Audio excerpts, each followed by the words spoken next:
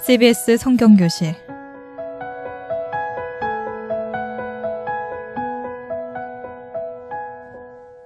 이 시간은 창세기부터 요한계시록까지 성경 66권 속에 숨어있는 하나님의 말씀을 함께 공부하는 시간입니다.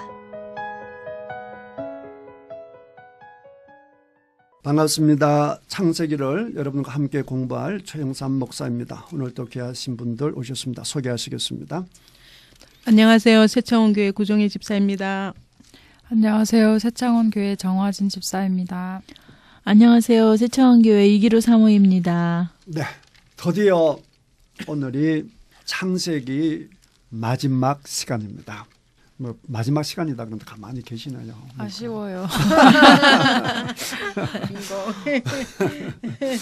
더 하고 싶습니까? 네. 네. 이렇게 한 장 한 장 하다 보면 다 이렇게 마무리하는 시간이 오는 거죠. 인생도 그렇지 않겠습니까? 하루하루 걷다 보면 마지막 시간이 올 텐데 우리 마지막 50장을 시작하기 전에 여러분들 이제 창세기를 쭉 같이 공부하셨는데 그동안 늘 가장 많은 시간을 함께 하셨던 우리 임순섭 장로님께서 여행을 가셔서 오늘 참석하지 못했는데 그다음 사이사이 오신 우리 사모님도 계시고 우리가 약 1년에 걸쳐서 창세기를 공부를 했습니다. 50장을 시작하기 전에 창세기를 공부하면서 여러분에게 가장 기억에 남는 거 있으면 한마디 이야기를 하고 시작했으면 좋겠나요? 또 오늘 마지막 시간이니까 우리 구정희 집사님부터 말씀을 좀 해보실까요? 창세기 1장에서 50장을 공부하면서 너무 많은 것은 일단 하나님께서 주신 그 소망, 네, 하나님께서 주신 소망, 또 이 세상의 인간의 것으로서 볼 때는 아무것도 아니지만 하나님 보시기에는 그것까지도 복되게 만들어서 하나님 쓰시기에 하나님 때와 시간표에 합당하게 존귀한 자로 하나님께서 만들어 주신다는 그 소망과 희망이 제게는 있습니다. 네, 감사합니다. 우리 정환희 집사님요? 네, 저는 창세기를 보면서 네. 아브라함이 하나님께 이제 부름을 받고 이렇게 가는 여정들을 보면서 많이 네. 은혜가 되었는데요. 네. 아브라함이 실수도 되게 많이 하고 네. 어떻게 보면 되게 부족한 사람이었는데 네. 그럼에도 하나님이 이렇게 불러주셔서 그렇게 이렇게 인도하시는 걸 보면서 네. 부족하지만 저도 제 삶을 하나님께서 잘 사용해 주시지 않을까 하는 그런 소망을 가져봅니다. 네. 원래 이제 아브라함은 우상을 섬겼던 갈대 우르 살았는데 그 갈대와 그 우르에 바벨탑이 있거든요. 구글 지도 보면요, 아브라함의 집도 나오고요, 바벨탑 그 위치도 나오거든요. 그 가까워요. 이제 그런 이제 죄 많은 곳에서 하나님 불러내서 방금 정환 집사님 말씀하신 것처럼 믿음의 조상을 세우지 않았습니까? 우리 사모님 배우신 네, 저도 아브라함이 가장 저에게 많은 은혜가 되는데요. 우상을 숭배했던 아브라함을 이끄셔서 또 이삭을 바치는 그 믿음에까지 하나님이 단련시키시고 훈련시키시고 이렇게 이르게 하신 하나님의 인도하심이 저한테는 굉장히 큰 은혜가 되었습니다. 네, 예. 고맙습니다. 어쨌든 뭐 말씀은 언제든지 우리를 새롭게 하고 우리를 회복시켜 주시고 소망 가운데로 이끌어 가시니까 그다음에 이제 우리가 구약을 잘 모를 때는 은혜로운 말씀이 신약에만 있다라고 생각하는데 사실은 창세기 공부해 보니까 창세기 처음부터 하나님 은혜가 막 쏟아지지 않습니까? 뭐 허강 가운데 벌써 하나님께서 함께 하시고 정말 그 타락하는 가운데도 하나님께서 은혜를 주시고 하는 것이 창세기 초반부부터 나오지 않습니까? 하나님은 언제나 변함이 없으신 분이시죠. 자, 그 놀라운 은혜를 우리가 창세기에서 조금 이제 우리가 누려왔는데 어쨌든 50장 끝내야 되지 않겠습니까? 50장 끝내고 좀 얘기할 시간 있으면 창세기 전체에 대해서 좀 얘기해 보도록 하겠습니다. 드디어 이제 50장인데 자, 50장 1절에서 3절을 우리 사모님 읽어주시죠. 요셉이 그의 아버지 얼굴에 굽으려 울며 입맞추고 그 수종드는 의원에게 명하여 아버지의 몸을 향으로 처리하게 하며 의원이 이스라엘에게 그대로 하되 40일이 걸렸으니 향으로 처리하는 데는 이 날수가 걸림이며 애굽 사람들은 70일 동안 그를 위하여 곡하였더라. 네, 결국은 이제 요셉이 거의 뭐 왕과 같은 존재이잖아요. 그러니까 이런 걸 할 수 있는 것이죠. 70일 동안 장례식을 치렀다고 하는 것은 요즘 말로 하게 되면 어떻게 표현하면 될까요? 국장이에요, 국장. 이렇게 보면 되죠. 네. 국장 정도 되니까 뭐 70일 정도 하는 거죠. 그다음에 향을 넣었다라고 하는 것은 미라를 만들었다는 얘기고요. 그러니까 엄청난 그 요셉의 위치, 그다음에 야곱의 그 위치를 볼 수 있는 것이죠. 야곱은 정말 복된 인생이죠. 그렇죠. 그다음에 요셉이 아버지를 얼마나 사랑했으면 그 시신에다가 요셉이 입을 맞추지 않습니까? 그만큼 사랑받는 마지막 참 야곱은 너무너무 복된 인생을 볼 수 있고요. 그다음에 4절 이하에 보시면 그 내용들이 나와 있는데 우리 정화 집사님 한번 읽어보도록 하겠습니다. 곡하는 기한이 지남에 요셉이 바로의 궁에 말하여 이르되 내가 너희에게 은혜를 입었으며 원하건대 바로의 귀에 아뢰기를 우리 아버지가 나로 맹세하게 하여 이르되 내가 죽거든 가나안 땅에 내가 파놓은 묘실에 나를 장사하라 하였나니 나로 올라가서 아버지를 장사하게 하소서 내가 다시 오리이다 하라 하였더니 바로가 이르되 그가 내게 시킨 맹세대로 올라가서 내 아버지를 장사하라. 네, 거기까지. 그러니까 이게 잘 보시면 요셉이 바로의 궁에 말하여 이르되 그랬거든요. 그러니까 요즘 말로 하게 되면 청와대 비서관들에게 얘기를 하는 거죠. 가서 좀 전해라. 지금 이제 장례식 준비하면서 얘기를 이제 보내서 얘기를 하는 겁니다. 아버지가 유언하시기를 파놓은 묘실에 장사하게 해라. 이 말은 이집트 사람들은 금방 알아듣습니다. 그 이집트 가보시면 남아있는 그 모든 유적들이 전부 다 죽음과 관련되어 있거든요. 그러니까 왕들도 살아서 준비하는 게 뭐냐를 하게 되면 자기가 죽어서 갈 곳을 준비하기 때문에 이런 얘기를 하면 금방 알아듣죠. 그러니까 야곱이 이제 요셉이 우리 아버지가 살아 계실 때 준비해 놓은 거 이렇게 얘기하면 금방 알아듣죠. 이렇게 이제 전달시킵니다. 그다음 7절부터 우리 구정 집사님. 요셉이 자기 아버지를 장사하러 올라가니 바로의 모든 신하와 바로의 궁의 원로들과 애굽 땅의 모든 원로와 요셉의 온 집과 그의 형제들과 그의 아버지의 집이 그와 함께 올라가고 그들의 어린아이들과 양떼와 소떼만 고센 땅에 남겼으며 병거와 기병이 요셉을 따라 올라가니 그 때가 심히 컸더라. 네. 그래 이제 그 요셉이 왕에게 얘기를 하니까 바로가 허락을 하잖아요. 하니까 이제 어마어마한 이제 장례 행렬을 끌고 이제 갔다라고 하는 얘기입니다. 자, 10절 이하 우리 사모님 읽어주시죠. 그들이 요단강 건너편 아닷 타작마당에 이르러 거기서 크게 울고 애통하며 요셉이 아버지를 위하여 7일 동안 애곡하였더니 그 땅 거민 가나안 백성들이 아단 마당의 애통을 보고 이르되 이는 애굽 사람의 큰 애통이라 하였으므로 그 땅 이름을 아벨 미스라임이라 하였으니 곧 요단강 건너편이더라. 네, 거기까지. 그래서 뭐 특별히 그 10절을 보게 되면 요셉이 크게 우는 7일 동안 우는 것이 나와 있고 뭐 요셉만 우리께서 그 다 보면 다 같이 울고 이렇게 했는데 그래서 그곳 이름을 오죽했으면 아벨 미스라임 그렇게 했죠. 그 밑에 뭐라고 되어 있나요? 애굽인의 곡함. 이렇게 지역이 바뀔 정도로 그렇게 했다는 것이고 그다음 12절 이하 정환진 집사님. 야곱의 아들들이 아버지가 그들에게 명령한 대로 그를 위해 따라 행하여 그를 가나안 땅으로 메어다가 마므레 앞 막벨라 밭 굴에 장사하였더니 이는 아브라함 헷 족속 에브론에게 밭과 함께 사서 매장지를 삼은 곳이더라. 요셉이 아버지를 장사한 후에 자기 형제와 호상꾼과 함께 애굽으로 돌아왔더라. 네, 여기까지. 이렇게 해서 야곱의 장례식이 끝나는 것이죠. 여러분 야곱의 이야기가 몇 장에 처음 등장한 줄 아십니까? 25장. 25장에 네. 엄마 뱃속에서 하는 이야기부터 등장합니다. 그리고 50장에도 야곱의 이야기 나와 있습니다. 창세기 절반에 걸쳐서 누구 이름이 나옵니까? 야곱 이름이 나옵니다. 자, 지금 창세기를 누가 기록했죠? 모세가 기록했죠. 모세 쪽에서 봤을 때 그 시대 사람들이 봤을 때 이제 창세기에 등장하는 인물들, 대표적인 인물들 어떤 인물이 떠오르나요? 창세기 전체에서 봤을 때 아담이 떠오르고 그다음에 또 하와.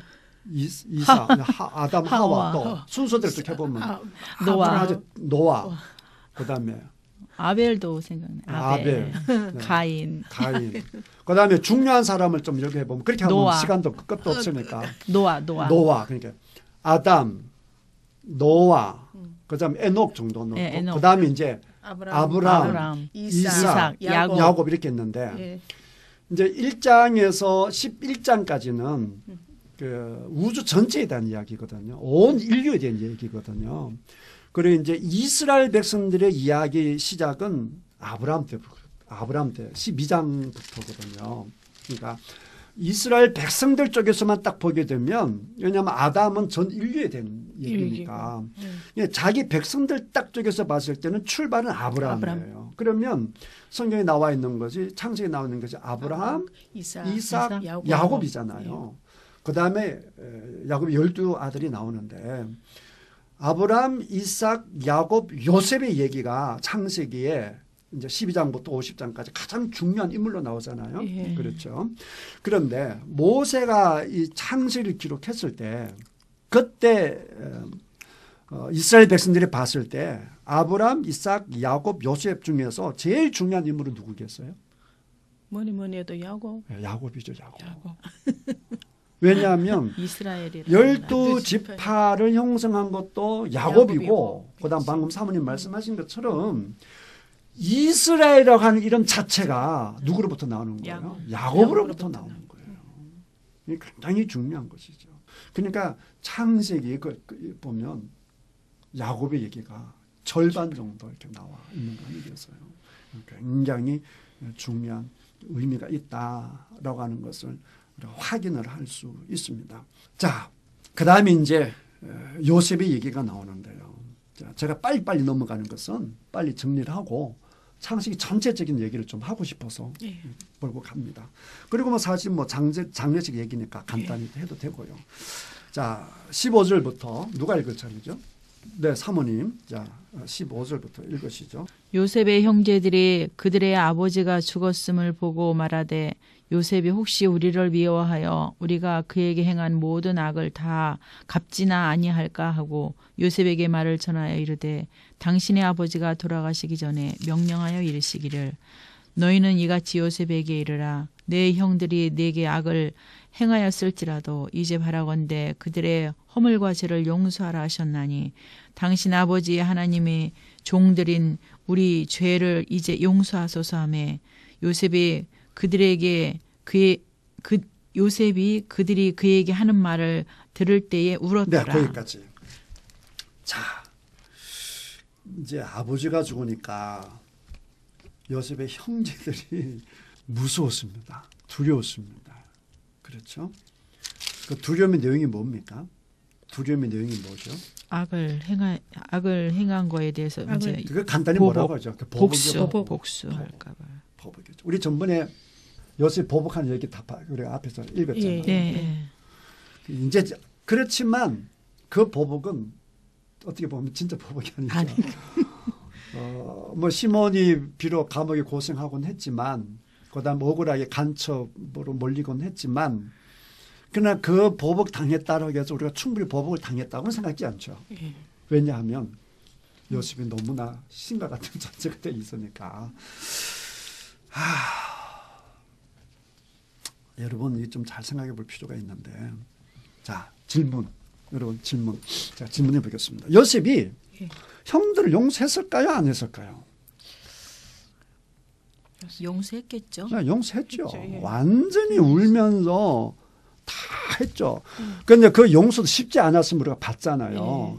긴 보복의 시간을 거친 다음에 그다음에 유다가 그 감동받고 그때 완전히 용서했다라고 볼 수 있어요. 그렇죠? 근데 왜 형제들은 아직도 두려워할까요? 자기들이 행한 잘못했으니까. 것이 너무나 큰 것이었기 때문에 그러지 네. 않았을까요? 너무나 큰 거잖아요. 네, 네. 사실은. 너무나 큰 건데 이제 그 깊이 들어가 보게 되면 결국은 누가 용서를 못했느냐를 하게 되면 본인들이 용서를 못했죠. 용서를 못한 거죠. 인생을 살다 보면 제일 힘든 용서가 자기 자신. 자기 용서. 자신을 용서하는 거죠. 맞습니다.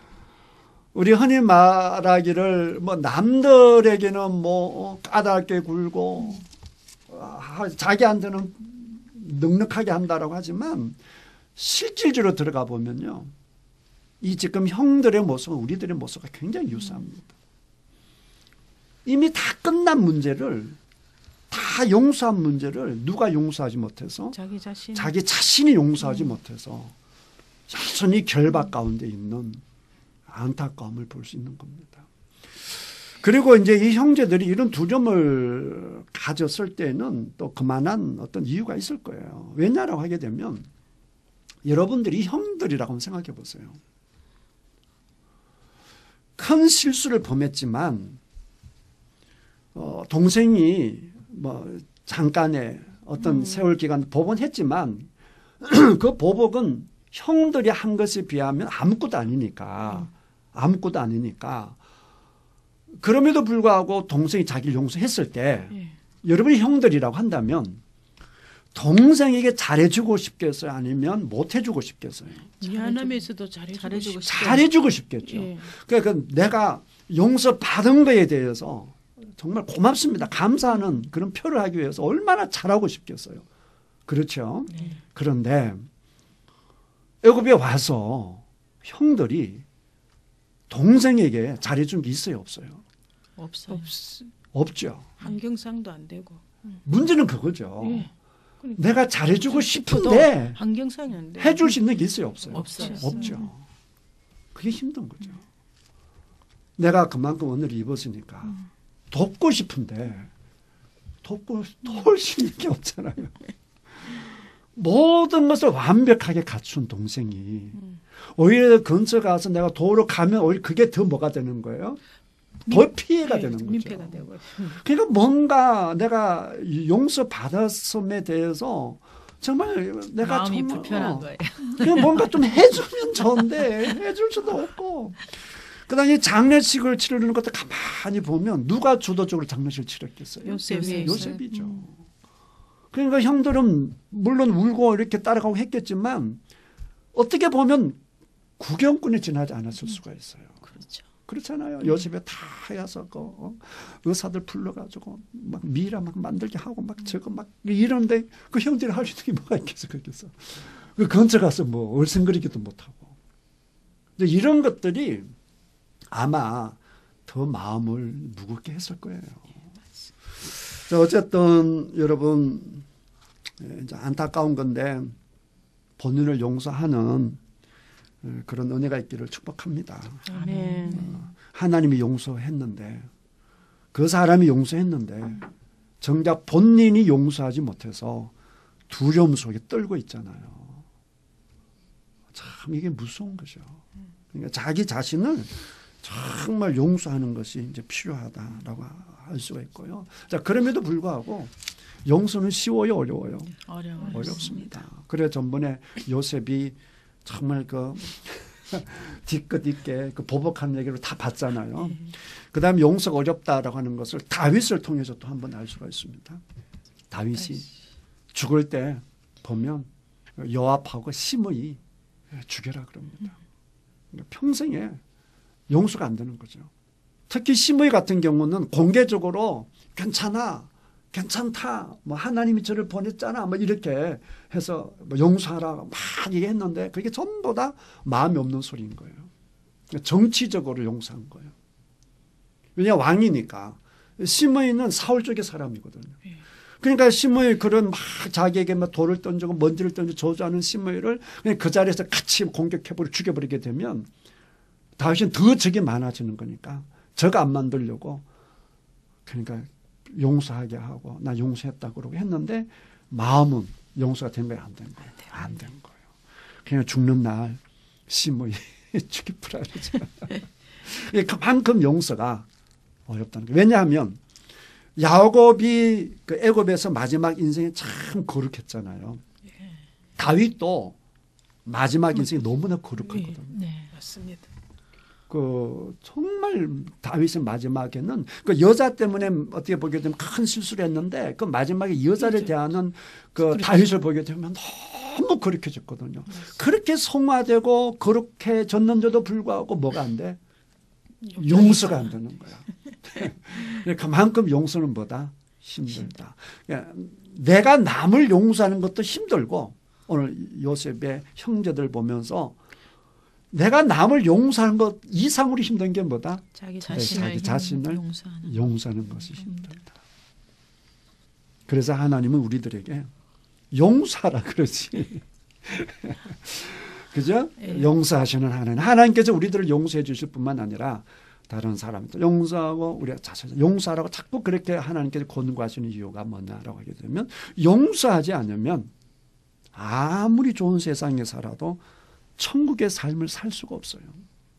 이 요셉의 형제들 보세요. 얼마나 자유롭게 살 수 있습니까? 그렇죠? 얼마나 편안하게 살 수 있습니까? 요셉이 다 받쳐주고 있는데 뭐가 두렵습니까? 그런데 지금 누구 때문에 두렵습니까? 동생 때문에. 요셉 때문에 두려운 거예요. 요셉 때문에. 뭐 때문에? 용서하지 못하니까. 용서하지 못함이 가장 큰 아픔이에요. 그리고 어떻게 보면 용서하지 못함이 가장 큰 어떤 저주라고도 볼 수가 있어요. 그러니까 용서는 반드시 해야 되는 겁니다.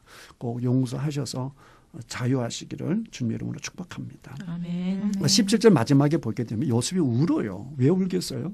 속상하니까. 네, 속상하니까 그렇겠죠. 나는 이미 뭐 했는데? 용서했는데. 용서했는데. 그러니까 이게 보면 또 한 가지 알 수 있는 게 있죠. 이게 소통의 문제죠.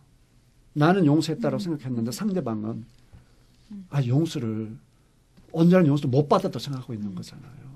그러니까 요셉에게도 문제가 있는 것이죠. 좀 이렇게 자주 불러서 확고하게 내가 용서했다는 걸 보여줬으면 이런 염려하지 않을 텐데 뭔가 한번 용서했다고 하지만 그 이후에 아마 그러니까 내가 한번 말했으니까 상대방도 충분히 알아들을 거다라고 하는 것은 착각이죠. 그렇죠. 그러니까 우리가 표현을 좀 잘할 필요가 있다. 어쨌든 요셉은 벌벌 떠는 형들 아니겠어요? 보게 되면 얼마나 떨었던지 처음에는 사람을 보내고 16절 보게 되면 요셉에게 말을 전하여 누구를 보내는 거잖아요. 네. 뭐 누구는 그래요. 아마 베냐민을 보내지 않았을까. 베냐민을 제일 사랑하니까 뭐 그렇게 생각하는데 뭐 어쨌든 간에 보냈고 그 다음에는 18절에 보니까 형들이 친히 또 와서 두 번이나 와서 이렇게 얘기하는 것을 볼 수가 있고 또 이것도 우리가 한 가지 또 지혜를 볼 수 있어요. 우리가 용서를 구할 때 먼저 한 사람을 가서 좀 이렇게 내 마음을 전하고 그다음 친히 가서 하는 것도 하나의 방법일 수 있어요. 이렇게 확실한 용서를 이제 구하지 않습니까? 이랬을 때 이제 요셉이 하는 말 18절부터 우리 구정희 집사님. 그의 형들이 또 친히 와서 요셉의 앞에 엎드려 이르되 우리는 당신의 종들이니이다. 요셉이 그들에게 이르되 두려워하지 말소서. 내가 하나님을 대신하리이까. 당신들은 나를 해하려 했으나 하나님은 그것을 선으로 바꾸사 오늘과 같이 많은 백성의 생명을 구원하게 하시려 하셨나니 당신들은 두려워하지 마소서. 내가 당신들과 당신들의 자녀를 기르리이다고 그들을 간곡한 말로 위로하였더라. 이거는 이미 앞에서 얘기를 했잖아요. 예. 얘기를 했으니까 그러니까 요셉의 마음속에 있는 핵심적인 형들을 향한 핵심적인 생각이 20절, 21절이죠. 이 앞에서 얘기했고 그러니까 이거는 이미 형들을 용서했을 때 처음 든 생각이 아니고 총리가 되었을 때 이미 이 생각을 했을 거예요. 그렇지 않겠어요? 내가 어쩌다가 총리가 되었지? 쭉 돌아보면 꿈 같은 요셉이 총리 된 게 몇 살이에요? 서른에 총리 되잖아요. 서른에 총리가 되어서 내가 이 나이에 어떻게 총리가 됐을까? 이렇게 되돌이켜 봤을 때 형들의 역할이 있잖아요. 하나님. 그 다음에 이제 보디발이 집에 와서 늘 하나님이 함께 하셔서 요셉은 하나님을 너무나 구체적으로 알고 있잖아요. 하나님이 하셨구나. 그 다음에 이제 그 풍년이 오고 흉년이 오는 걸 보면서 다 살리기 위함이구나. 이게 전부 다 하나님이 하신 것이구나. 해서 이미 요셉의 마음속에 형들을 향한 이 생각은 핵심은 이거였을 거예요. 그렇지만 이것을 이제 첫 번째 터뜨리고 두 번째 터뜨려서 이제는 완전하게 화해하는 모습을 볼 수가 있죠. 자, 그 다음에 요셉이 죽는 얘기가 나오는데요. 정화진 집사님 22절부터 읽으시죠.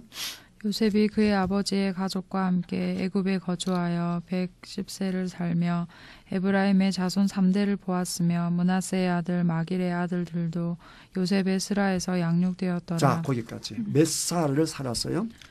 110세. 110세. 110세 죽는다는 얘기잖아요. 110세. 요셉 총리 몇 살이 됐어요? 30세. 그러면 110세. 총리를 몇 년 동안 한 거예요? 몇 살 했는데요? 110 빼기 30은 얼마예요? 70, 80. 자, 그 긴 세월을 최소한 총리, 예. 그렇죠? 예. 아니면 총리 준하는 삶을 살아갔죠. 예. 죽는 날까지 총리였는지는 모르겠어요. 이게 안 나와 있으니까. 그러나 분명한 것은 우리가 요셉 그러면 고통당한 요셉. 그렇잖아요. 고통당한 요셉. 이렇게 하지만 그러나 고통당한 인생은 불과 몇 년이에요? 17세 보니까. 한 13년. 13년밖에 안 돼요. 13년. 그렇잖아요. 자, 여러분 계산을 잘 못하시니까 100세에서 30 빼면 몇 년입니까? 70년. 그다음 예. 플러스 10하면 80년 아닙니까? 예. 그렇죠. 적어도 80년의 세월을 어떤 생활을 합니까? 최고 호화로운 생활을 해야 하지 않습니까? 무슨 얘기입니까? 우리는 요새 그러면 막 고생하고 이렇게 하지만 긴 세월을 놓고 보니까 아무것도 아닌 것이죠. 그렇지. 그렇죠? 하나님이 나를 버렸다. 뭐 형들이 나를 버릴 정도였으니까 하나님은 안 계시다. 하나님 나를 버렸다 생각할 수 있는 상황도 있지만 그러나 누가 요셉만큼 빠르게 출세를 하고 누가 요셉만큼 이렇게 호화로운 이렇게 삶을 살 수 있겠습니까? 그래서 가장 빠르게 하나님께 누구를 인도하셨습니까? 요셉을 인도하신 것을 볼 수가 있고요. 자, 그 다음에 이제 요셉이 이제 죽는 이제 모습을 보면 이제 에브라임, 므낫세 자식들이 자라가는 것을 보고 그렇죠. 그 다음에 24절부터 26절까지 구정입사님. 요셉이 그의 형제들에게 이르되 나는 죽을 것이나 하나님이 당신들을 돌보시고 당신들을 이 땅에서 인도하여 내사 아브라함과 이삭과 야곱에게 맹세하신 땅에 이르게 하시리라고 요셉이 또 이스라엘 자손에게 맹세시켜 이르기를 하나님이 반드시 당신들을 돌보시리니 당신들은 여기서 내 해골을 메고 올라가겠다 하였더라. 요셉이 110세의 죽음에 그들이 그의 몸에 항제로를 넣고 애굽에서 입간하였더라. 네. 아멘. 이걸로서 이제 창세기 끝이 나는 거죠. 일단 26주까지 읽었으니까 우리 박수 한번 칩시다. 자, 요게 참 중요합니다. 히브리서 11장을 가보겠습니다. 히브리서 11장 22절을 보면 요셉의 얘기가 창세기에 많지 않습니까? 그죠? 길게 나와 있는데 그딴 거는 전혀 언급하지 않고 딱 한 가지만 언급하는데 방금 우리 집사님 읽으신 내용 있잖아요. 그 딱 한 가지 언급합니다. 22절 우리 정화진 집사님 읽어주시죠. 믿음으로 요셉은 임종시에 이스라엘 자손들이 떠날 것을 말하고 또 자기 뼈를 위하여 명하였으며. 네, 그러니까 히브리서 기자가 봤을 때 창세기 그렇게 많은 요셉의 얘기가 있는데 그 믿음으로 한 행위가 너무너무 많잖아요. 그런데도 요셉에게 있어서 믿음이라고 한다면 요 사건이다 라고 말한 게 뭐라는 거죠? 자기 뼈를 위하여. 네, 유언이라는 거죠. 유언의 내용이 뭡니까? 자기 뼈를 위하여 자손들이 떠날 것을 말하고 또 자기 뼈를 위하여 명하였으며. 그렇죠. 어디에 머물지 말라? 애굽에 애굽에 머물지 말라는 거예요. 그 좋은 땅에 머물지 말라는 거예요. 그러니까 요셉의 마음 속에는 하나님의 말씀이시던 것이죠. 아브라함과 이삭과 야곱에게 주셨던 약속해 주셨던 약속의 말씀. 그걸 붙잡고 있었다는 것이죠. 그렇죠? 이게 없었다고 한다면 야곱도 마찬가지고 요셉도 마찬가지고 애굽을 왜 떠나겠습니까? 그렇지 않겠어요? 그러니까 신약적인 입장에서 딱 보면 오늘 읽은 마지막 이 요셉의 유언이 요셉 인생에 있어서 믿음의 핵심이다. 그 다음에 또 고마운 것이 뭐냐를 하게 되면 야곱도 참 그런데 처음보다는 마지막이 더 중요하잖아요. 처음에는 정말 좋았다가 마지막에 망쳐버린 인생이 있죠. 성의 대표적인 인생이 누굽니까? 솔로몬이죠. 솔로몬은 처음에는 하나님께 제사를 드리고 하나님은 너무 기뻐서 내가 너에게 무엇을 줄까? 그러면 또 너무너무 지혜로웠던 솔로몬은 하나님이 무슨 말을 하면 좋아할 건지 그것조차 알아서 하나님 마음을 흡족하게 해서 넘치게 하나님의 임재와 하나님의 축복을 경험했는데 마지막에는 우상을 섬기잖아요. 그 정도로 참 안타까운 인생이 있는데 거기에 비하면 야곱과 요셉은 완전히 반대죠. 완전히 반대죠. 정말 이렇게 무너질 수밖에 없는 그 호화로운 삶, 풍족한 삶인데 야곱도 그러고 요셉도 그러고 그 마지막이 너무나 말씀에 사로잡혀 있고 오직 하나님께 집중하고 아무리 좋아도 우리에게는 하나님의 말씀이 없으면 그건 아무것도 아니다. 여기가 애굽이 이렇게 좋아도 하나님이 떠난 애굽은 아무것도 아니다. 우리가 여기 살면 안 된다. 하나님 약속의 땅으로 가야 된다. 이렇게 유언하는 것을 볼 수 있습니다. 그게 이제 마지막 장으로 나와 있잖아요. 그런데 마지막 절 26절을 보게 되면 요셉의 장례식 끝납니까? 끝나지 않습니까? 안 끝나요. 안 끝나죠. 입관하고 나요. 입관 예배로 끝나버려. 요즘 말 예. 하게 되면. 그렇죠? 예. 하간 예배도 없고 발인 예배도 없잖아요. 그러니까 장례식 끝나지 않죠. 입관하였더라. 어디 가서 이제 장례식이 끝나느냐. 가나안. 여호수아서 24장을 보겠습니다. 여호수아서 24장. 여호수아서는 24장까지 있죠. 우리 차전 우리 고정희 집사님 32절을 읽어보시죠. 또 이스라엘 자손이 애굽에서 가져온 요셉의 뼈를 세금에 장사하였으니 이것은 야곱이 100크시타를 주고 세금의 아버지 하몰의 자손들에게서 산 밭이라. 그것이 요셉 자손의 기업이 되었더라. 네. 장사하였으니 그러니까 장례식 여기서 끝나는 거예요. 여러분 모세 오경이라는 말은 들어봤죠? 네. 혹시 육경이라는 말은 들어보셨나요? 육경이라는 말이 있습니다. 그게 무슨 뜻이냐를 하게 되면 그 모세 오경을 보면 출애굽기가 있잖아요. 네. 근데 출애굽기는 떠났는데 가나안 입성이 없잖아요. 가나안 들어가는 얘기가 없잖아요. 예. 가나안 들어 정복하는 얘기가 없잖아요. 그렇죠? 예. 그러니까 출발하는 이야기는 있는데 마무리하는 내용이 없어요. 그 마무리가 어디서 끝나느냐? 여호수아에서 끝나요. 그러니까 여호수아를 붙여서 육경이라 그러는 거예요. 그래야 이야기가 온전히 끝나는 거니까 이해가 되시나요? 네.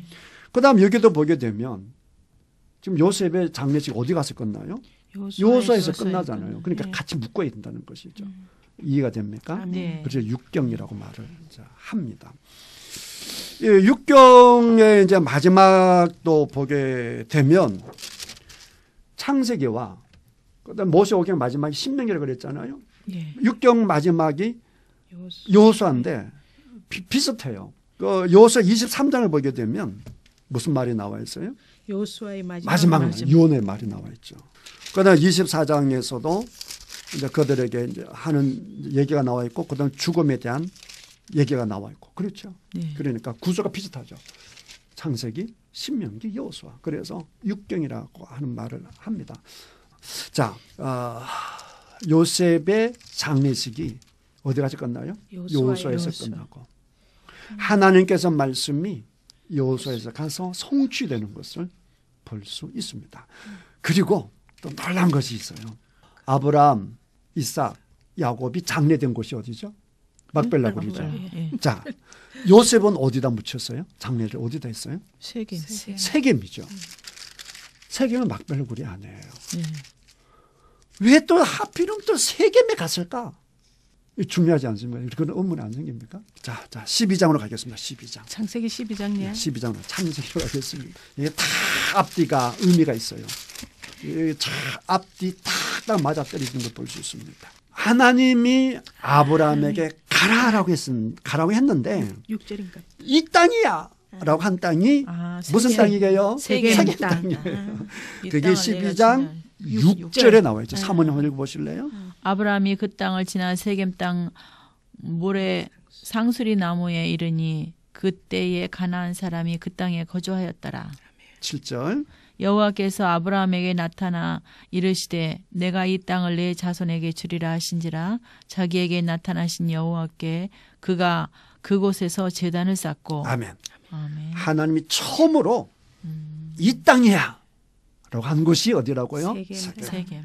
그리고 이 땅을 우리에게 주셨네 하나님. 그리고 처음으로 제단을 쌓은 곳이 어디예요? 세겜이에요. 그러면 육경의 마지막에 그 땅 우리 땅이다. 누구를 통해 다시 확인하는 겁니까? 요셉을 통해 또 확인하는 것이죠.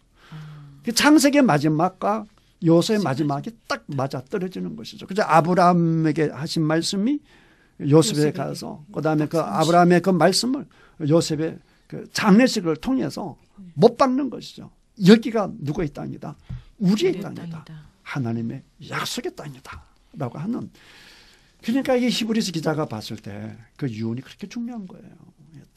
딱 맞아 떨어지는 것을 볼 수가 있는 것이죠. 자, 여기까지 우리가 한번 생각을 해봤고요. 자, 그 다음에 창세기 오늘 마지막 시간이니까 창세기 전반적인 이야기를 좀 해보도록 하겠습니다. 여러분, 자 창세기 1장을 가보겠습니다. 자, 1장, 2장 하면 무슨 내용이 나와 있습니까? 천지창조가 나와 있죠. 세상을 누가 창조하셨다? 하나님께서. 하나님이 창조하셨다. 여러분, 이때 그러니까 이제 모세가 이 창세기를 기록했을 때가 대충 한 BC 1400년 정도 되는데 이때 애굽의 문화가 이때 하나의 절정기 중에 하나거든요. 이때. 그때 이제 우리가 이제 애굽에서 가서 확인한 것은 뭐냐라고 하겠는 그 수많은 그 신들, 그 수많은 신들은 뭐냐라고 하게 되면 뭐 비를 내리게 한다든지 뭐 다 그런 것들 하늘의 신이라든지 뭐 태양 신, 뭐 달 신이라 다 이런 것들이거든요. 근데 창세기를 통해서 뭘 말하는가? 특별히 그 모세 그 사람들에게 말하는 거죠. 그 모든 건 진짜 신이 아니다. 누가 진짜 신이다? 하나님이다. 무엇을 불사할 수 있느냐? 하나님은 창조의 하나님입니다. 그리고 그 눈에 보이는 것들, 그 어마어마한 것들, 신들처럼 보이는 것들 전부 다 뭐에 지나지 않는다? 하나님의 피조물에 지나지 않는다. 그걸 다 선포하는 거예요. 태초에 하나님이 천지를 창조하시니라. 그러니까 영원한 것은 누구밖에 없다? 하나님밖에 없다. 왜냐하면 애굽 사람들이 무슨 사상을 갖고 있냐면 영혼 불멸설을 가지고 있거든요. 그래서 왕들이 살아 생전에 왕궁 지을 생각을 하지 않고요. 죽어서 보낼 사후에 왕궁을 짓는다고 정신들이 없었거든요. 그게 전부 다 피라미드이고 가서 보게 되면 뭐 장제전 그런 것들이고 뭐 어마어마한 것들이거든요. 그 전부 다 살아서 사후에 세계를 준비하는 건데 그런 거다 전부 다 피조물이 지나지 않고 진짜 하나님은 야훼 하나님이시고 그 다음에 영원한 존재는 누구밖에 없다? 하나님밖에 없다는 거예요. 여러분, 제가 처음에도 시작할 때 그런 말씀드렸는데 시간조차도 영원하지 않습니다. 시간은 처음과 끝이 있는 거예요. 하나님이 창조한 순간부터 예수 그리스도 오시는 그 순간까지가 딱 시간이에요. 시간도 딱 끝이 있는 것이고 영원이라고 하는 단어에 해당되시는 분 누구밖에 없다? 하나님밖에 없다. 그리고 그 하나님의 절대적인 주권이 창조 때부터 그 다음에 오늘 창세기 50장을 했는데 요셉이 이르기까지 절대적인 주권이 쫙 이어지고 있어요. 절대적 주권이 이어지는데 자, 그 다음에 우리 이제 3장에 보면 참 안타까운 내용이 나와 있잖아요. 그렇죠? 3장이 무슨 얘기인지 그 타락하는 얘기. 그렇죠? 타락하는 얘기지만 이 가운데서 특별히 가지고 그렇죠? 우리 은혜 주신 가지고 나와 있고 그 다음에 4장에 누가 나오면 가인과 아벨. 가인과 아벨. 그러니까 사람이 점점 악해진다고 하지만 하나님을 떠난 사람이 처음으로 행한 죄가 뭐였어요? 범한 죄가 살인이에요. 누구를 죽였어요? 동생이 뭐 했는데? 제사 드렸는데. 네, 그러니까 죽을 죄를 지었어요, 안 지었어요? 안 안 지었는데 지었어요. 불구하고. 그러니까 이보다 악할 수가 있어요, 없어요? 없어요. 없죠. 없지. 잘못한 것도 없잖아. 네, 맞아요. 속상하게 하는 것도 없잖아. 예. 그런데도 뭐 해버려? 죽여버려. 죽여버리네. 이게 뭘 보여주느냐? 하나님을 떠난 인간은 전부 다 죄인이라는 거예요. 뭐 더 이상 아껴질 수도 없어요. 더 이상 어떻게 아껴? 아니 내 동생이 잘못한 것도 없는데 죽여버린다니까요. 그게 하나님 없는 인생이 할 수 있는 거예요. 그럼에도 불구하고 하나님은 가인의 기도를 들어줘야 안 들어줘요? 들어주고 가인의 표를 주는 것이죠. 이마에. 가인의 표를 주잖아요. 가인의 표를 지켜주잖아요.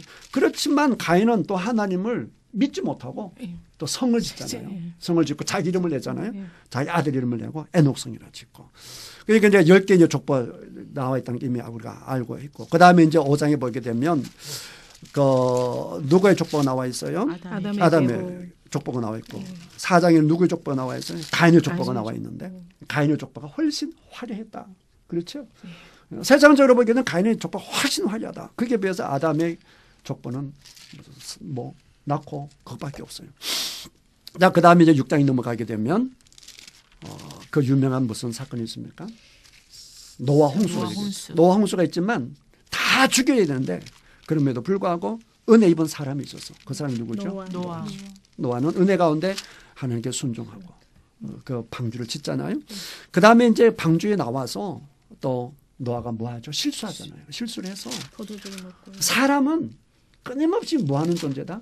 죄를 범하는 실수하는 존재인데 그럼에도 하나님은 계속해서 그들을 통해서 구원의 역사를 이루어 나가는 것을 볼 수가 있는데 9장에서 보게 되면 그 유명한 그 무지개 언약이 나와 있죠. 그러니까 무지개 언약이 없다라고 한다면 구름만 모이면 사람들 어떻게 하겠어요? 벌벌 떨겠죠. 야, 또 망하나 보다. 하나님 또 화나셨나 보다. 이럴까 봐 하나님이 뭘 보여주세요? 무지개를 보여주세요. 다시는 내가 뭐 하지 않겠다? 물로 멸망하지 않겠다. 이걸 보면 하나님은 그냥 가족도 마찬가지고 철저하게 그다음 가인에게 표를 주는 것도 마찬가지고 사람이 불안하고 사람이 공포 가운데 지내는 것을 하나님 원치 않아요. 원치 않아요. 하나님 항상 우리가 평안과 생명 주시는 것을 볼 수 있습니다. 그 좋으신 하나님이 우리 하나님이신 줄 믿습니다. 그다음 10장에도 보게 되면 족보가 나와 있는데요. 그런데 정작 화려한 족보는 누구냐? 가인의 족보와 마찬가지로 함의 족보입니다. 가나안의 족보입니다. 가나안 족보가 제일 화려해요. 그러나 하나님이 떠난 화려함 그건 아무 의미가 없다는 거예요. 그러니까 하나님 없이 잘 되는 건 너무 불할 필요가 없다. 그다음에 11장 바벨탑 끊임없이 또 죄를 짓고 자기 이름을 드러내려고 하고 그래 하나님 흩어버리시고 11장까지가 이제 전 인류의 역사이죠. 그다음 12장부터 누구 얘기 나와요? 아브라함의 얘기 나오는 거죠. 아브라함 우리가 뭐 하나님 불러내지만 그러나 뭐 기근에 들자마자 실수하잖아요. 그 다음에 이제 이삭을 그 사라가 품었는데 또 실수를 하잖아. 그런데도 하나님은 아브라함을 아까 말씀하신 것처럼 어떻게 보면 형편없는 아브라함인데 위대한 이삭까지 봐주시는 그런 아브라함을 만드시고 그 다음에 아브라함 참 겁보잖아요. 겁이 많은 사람이에요. 겁이 많으니까 자기 마누라를 남들이 뭐라고 하지 않는데 미리 겁을 내가지고 얘기를 한단 말이죠. 애굽은 너무나 이제 큰 나라니까 그렇다 하더라도 그 다음에 그랄 왕은 한 변방의 왕이 지나지 않거든요. 그런 겁보가 14장에 보게 되면 어마어마한 군대 중동을 주름 잡았던 왕들을 상대로 전쟁에서 이기잖아요. 그러니까 하나님이 함께 하실 때 어떤 일이 일어나는지를 볼 수가 있는 것이죠. 그러니까 이 14장 사건은 아브라함 정신없이 한 사건이라고 봐야 돼요. 그러니까 하나님의 그 강압 속에서 행한 사건이라고 봐야 되는데 자, 그 다음에 이제 뭐 아브라함 이삭 바치는 내용 우리가 이제 이미 알고 있고요. 그 다음에 이제 아브라함 다음에 이삭은 어떻게 뭐 예수님을 이렇게 뭐라 그러나 예표한다라고 볼 수 있는데 이삭은 이제 인간적으로 보게 되면 어떻게 보면 상처가 많아서 그런지 몰라도 이삭은 뭐 하면 돼. 뭐 자기 말을 못해요. 너 죽이겠다 그러면 돼. 우물 낼 거야 그러면 돼. 한마디 말을 못하는데 악작 같은 게 하나도 없는데 정작 거부가 되는 것은 예. 이삭입니다. 정작 거부가 되는 것은 이삭이고 뭐 이삭은 뭐 예수님을 예표하는 아버지가 충분히 아버지를 제압할 힘이 있음에도 불구하고 가만히 이제 있는 어린 양 같은 그런 모습을 볼 수가 있고요. 그 다음에 이제 아브라함의 아들이 누굽니까? 아브라함 아들 이삭의 아들이 누굽니까? 야곱이죠. 야곱의 얘기가 이제 25장부터 50장까지 걸쳐 있는데 야곱 얘기는 제가 많이 했고, 그 다음에 요셉, 그렇죠? 요셉. 그래서 요셉 그는 흔히 사람이 꿈꾸는 요셉이라고 하는데 그게 아니고 하나님이 요셉에게 뭘 주셨다? 꿈을 주셨다는 거예요. 이게 비전이에요. 비전. 비전은 내가 갖는 게 아니에요. 하나님이 주시는 거예요. 그러니까 철딱선이 없는 요셉이 하나님 주신 꿈을 그냥 그게 무슨 뜻이 너무너무 좋으니까 막 자랑질을 하고 철없는 행동을 하지만 하나님은 그를 영광로 속에 넣어서 그때 포항 제철 영광로 속에 잡아넣어가지고 돌려버리죠. 돌려버리니까 그냥 정금같이 싹 그냥 아주 새 상품이 되어가지고 단련을 받는데 참 그 단련받는 기간은 어렵죠.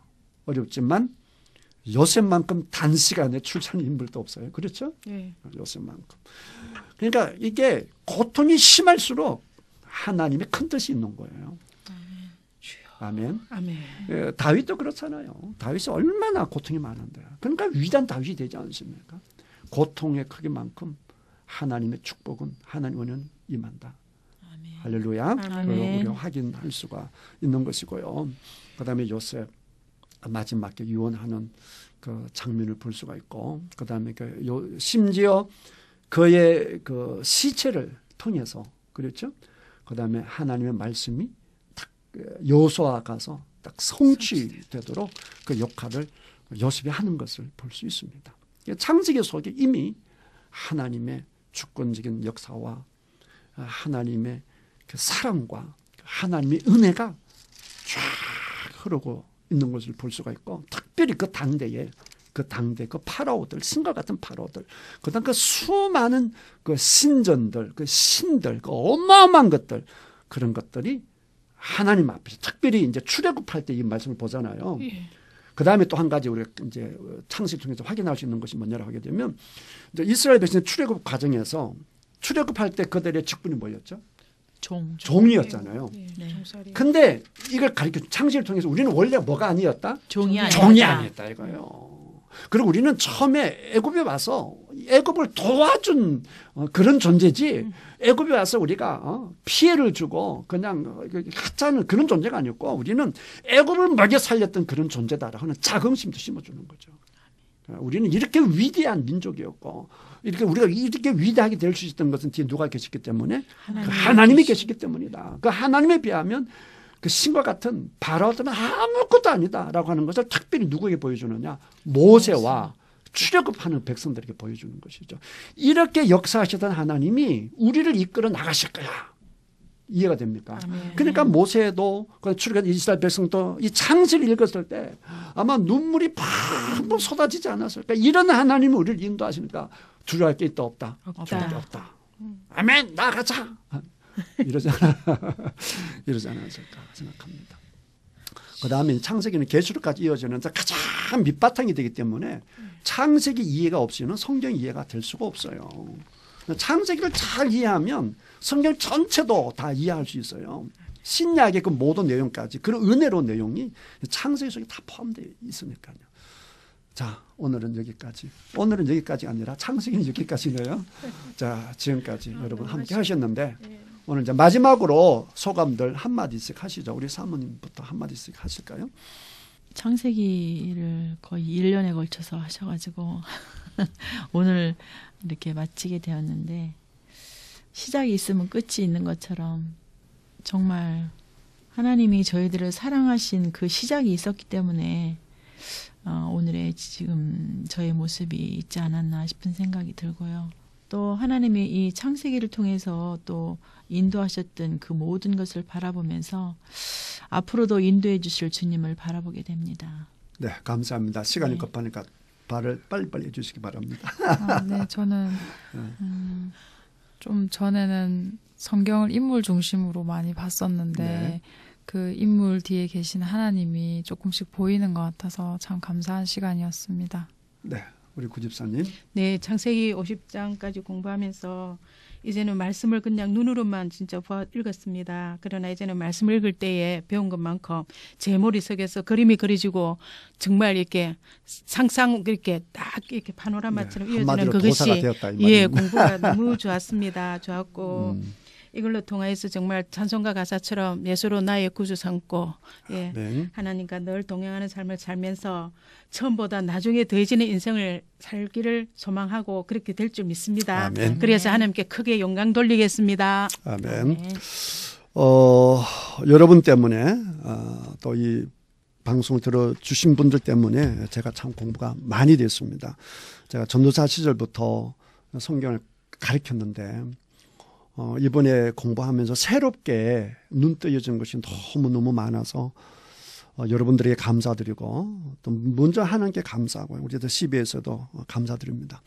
1년 동안 부족한 저희들을 방송을 들어주시고 애청해 주시고 사랑해 주신 모든 분들에게 감사를 드립니다. 고맙습니다. 감사합니다. 박수. 수고하셨습니다. 목사님 수고하셨습니다. 다 수고하셨어요.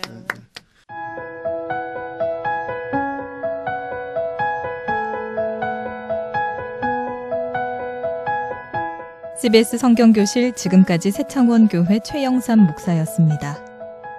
창세기부터 요한계시록까지 성경 66권 속에 숨어있는 하나님의 말씀을 함께 공부하는 CBS 성경교실은 유튜브를 통해 다시 들으실 수 있습니다.